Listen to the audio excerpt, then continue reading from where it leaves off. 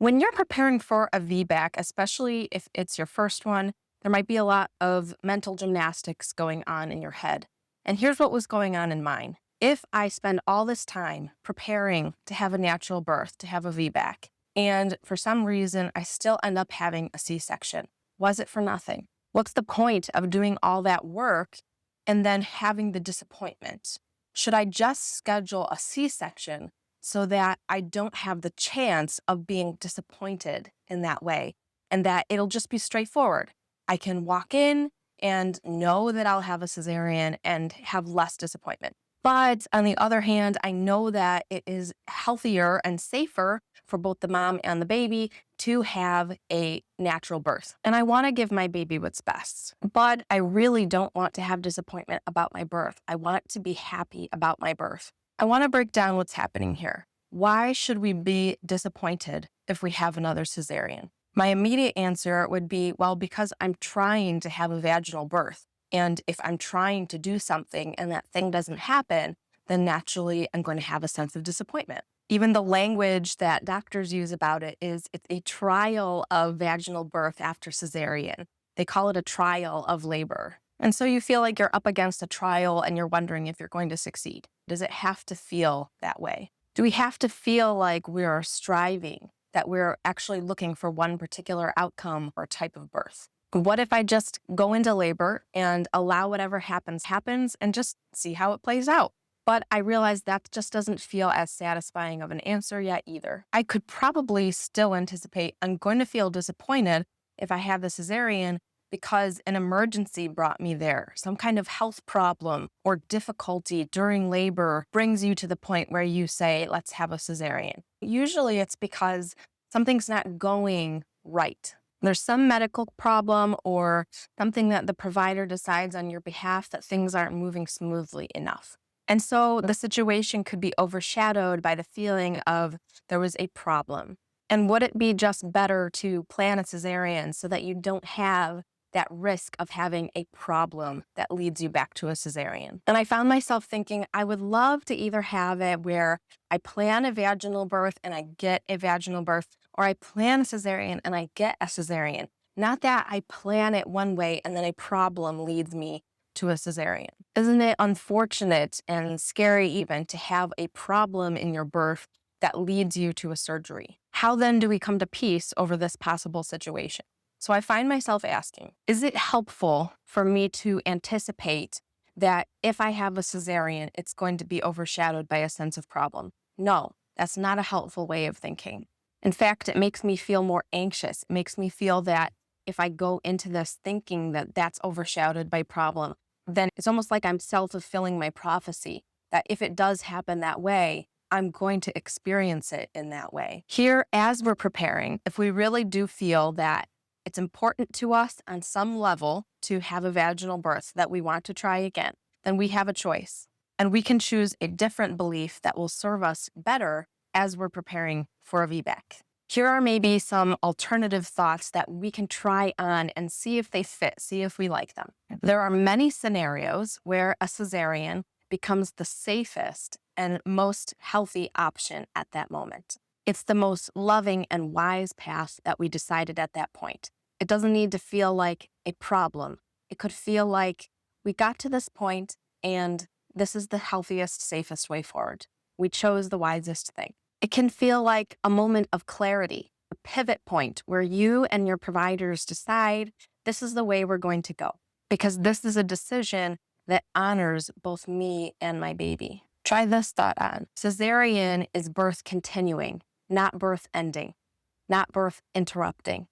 It's another way to continue the journey. Choosing cesarean is a form of communication between me and my baby and my body. And so if I choose cesarean, then I'm listening to my baby's needs and my body's needs. I'm excited to see the baby soon, and I will do what it takes to bring that baby into my arms. Cesarean is one of the ways that women give birth, and I am preparing for many beautiful possibilities.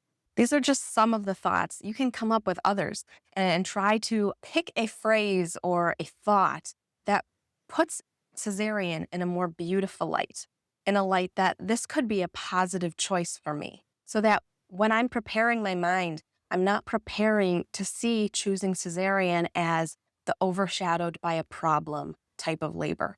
It's the type of labor where I'm communicating with my baby, I'm communicating with my body. I'm just going to see what we need at that moment, and I'm going to go wherever we need. So I want to use some visualization here also, because I really recommend that as you're preparing for birth, you visualize, that you in detail think about what it would be like to go through different situations and for those situations to be positive ones. So, example one reason for choosing a cesarean could be that your baby's heart rate changes or your baby's position isn't ideal for descending vaginally. Your team is closely monitoring your baby and they start to notice that the heart rate is dipping. Maybe he or she is in a position that just seems difficult to descend. And instead of rushing, you're not feeling a moment of panic, but you sense a shift where you and your providers are going into protection mode, safety mode. And what words will you speak to yourself in that moment? You could say something like this: my baby is communicating something, and I am listening. Let's continue birth in a different way out of an abundance of caution and out of love for my baby. I just want to make sure that we're going to do this in a way that's best for him or her. When you see it as a communication instead of a catastrophe, things can start to change in your brain. The energy of birth is that you're still in the flow of it. You're not in resistance to it. Example number two is a planned transition. Sometimes after a long and exhausting labor, you and your provider start to notice you're just exhausted. And you start to wonder and think, cesarean might be the gentlest next step. It's not an emergency, but this is a wise decision made from a point of clarity. Maybe your baby's heart rate is still steady, but your cervix hasn't changed in a long time. Maybe you've been up for 3 days and you haven't got a wink of sleep. Maybe the baby's not tolerating pushing well, and you've been at 9 centimeters for several hours and you just aren't progressing. You're tired, you're not panicked, but you're deeply aware that your body is asking you for trying a different path. You want to help your baby come safely, and you want to have some rest. And so you talk with your provider about it. What words will you say to yourself in this moment that you're experiencing? My body is communicating something to me, and my team and I are listening. I have worked beautifully with my body and my baby so far. Let's try a new strategy, a gentle strategy. I want to reframe problem as a path. There are multiple paths that your birth can take. And it's not that something went wrong, but something became visible. My baby showed us what we needed.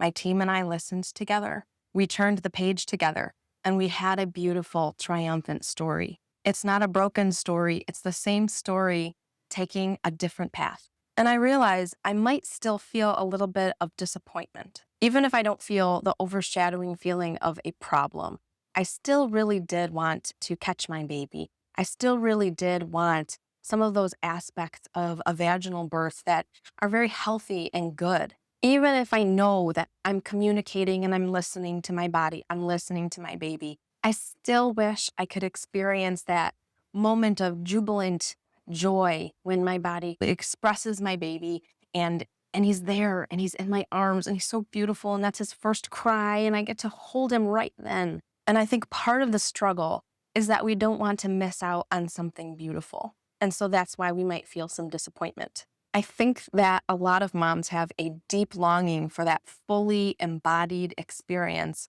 of what birth is. We want to have a physical completion of what our body began. And we want to have it with that flood of triumph that happens when our baby is in our arms right away. So I want to meet that longing honestly and not try to erase it or push it away and not think about it.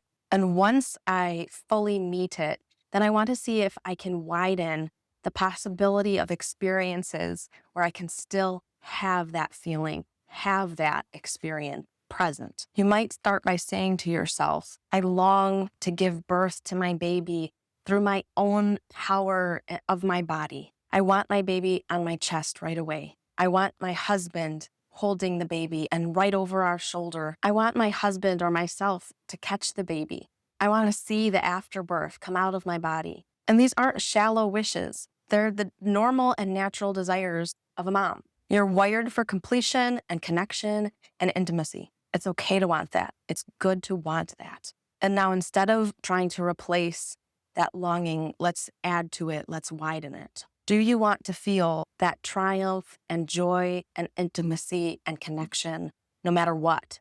I think the answer is yes. That if we don't have a choice and if something happens after our trial of vaginal birth and we end up with a cesarean, I still want to find a way to feel those things. I still want to have that intimacy and connection so that I feel that my birth was satisfying. I don't want to feel disappointment. With all my heart, I want to feel that triumph. And so let's give it more than one door to enter through. Right now, triumph and intimacy are connected to just one image, the baby laying on your chest. Maybe you or your husband catching the baby, whatever it is for you. You have one image in your head that's connected to triumph and intimacy. But triumph and intimacy might actually look like something else. It might look like being in the operating room and realizing you're not afraid anymore. It might be your partner's tears coming down his cheeks as he gets to hold your baby up to your face, and you both are having this just really emotional moment. Triumph might be the moment when you see your baby lifted into view and you see him there and you think, we did it. We were a team and we did it. We succeeded and we're safe. Triumph might be the calm that fills your heart because you prepared your mind for this too, so you didn't panic. Every one of these moments can hold in it pride and triumph, this emotion that your heart is seeking, the awe, the connection, the relief, the joy. How can we let those enter through more than one door? You might say, well, I really want that moment where the three of us, my husband and me and my baby, are cuddled together on the floor, holding each other skin to skin, tears rolling down our cheeks. I don't want to be lying on a bed. I don't want to be unable to move my arms. Okay, so take a step back and let's look at what you really want. You want the physical closeness and a moment that feels deeply human. That's not shallow. It's a deep expression of your longing to connect and be a human. And your body knows that that sense of nearness really contributes to that. Your sense of mobility can contribute to that. We're not going to try to get rid of that longing. We're just going to try to expand it. Do you want to feel a sense of closeness and that you are able to be fully present and human no matter what? Yes, I do. I don't want that love to be able only to enter through one doorway. Right now, closeness is attached only to that one image of having complete mobility, of having a complete no clothing on the top of my body. What if that closeness could come and find you through other doorways too? Starting with in the birth room itself. Closeness could be your husband's steady voice telling you, I see our baby. Closeness could be the moment that the nurse brings the baby over to you and you sing happy birthday to this baby. And you're three together right now. Your husband has a hand on your shoulder and you're close and you're breathing together. And you can sense your baby's calm as he's finally with his mommy. Closeness might be the stillness in the recovery room when the room finally quiets and your baby is nursing and you're just touching his tiny fingers and you're in awe. Then you get to have that closeness experience. Intimacy can enter through the door of all the days that you get to spend now. Intimacy can enter through the door of having hours to just take off your gown and let the baby lie close on your chest. Let's name another desire fully. I want birth to feel like an intimate, sacred moment. I want dim lights and quiet voices. I want warmth and the darkness that feels alive, that feels safe. I want to feel like myself, sensual and powerful, not like a patient in a bright, sterile room. I don't want to be tied up to all these monitors and wires. Okay, well, that longing is beautiful. It's not about just aesthetics. Your nervous system knows that softness and warmth and privacy are helpful to you in giving birth. They help your hormones flow. They help you to bond better during this moment. And you want to be treated like a woman when you're giving birth, not like it's a medical event that's happening to you. And these are holy desires. So we're not going to try to get rid of that longing. We're going to try to add and widen it. Do you want to feel like it was a private and sacred and beautiful experience no matter what happens?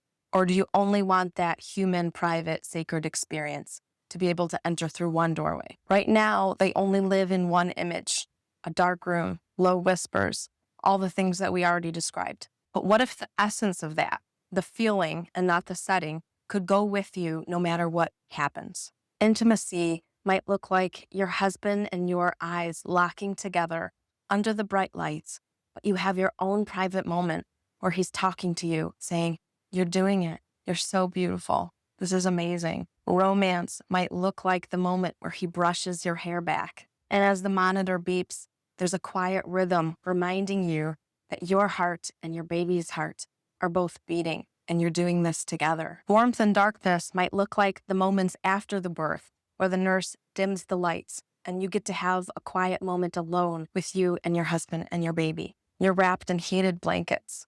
Maybe you get to doze off to sleep while he holds the baby, and you can realize this moment is ours. Safety might look like you advocated for having quiet voices, even though this is an operating room. When you prepare for birth, I want you to be able to hold two truths. That yes, I long for this experience of privacy, of the sacred, of whatever it is that you're longing for, and that I can bring that with me wherever I go, whatever I do. Those things, calm and intimacy and connection, they're not a location. They're a language that your body speaks. And if you practice that language in your head beforehand and you continue to rehearse it, that you know that you can have that experience no matter what happens during birth, you're more likely to have a birth that is very fulfilling. Even if you have that trial of labor and you decide we're going to have a cesarean, you know that you can have a positive cesarean. You've trained your body to have deep breathing and quiet voices and calmness, whatever happens. No matter what room you're in, no matter whether you're having a birth one way or another, or having all the interventions or none, you can feel like you and you can have a very beautiful birth.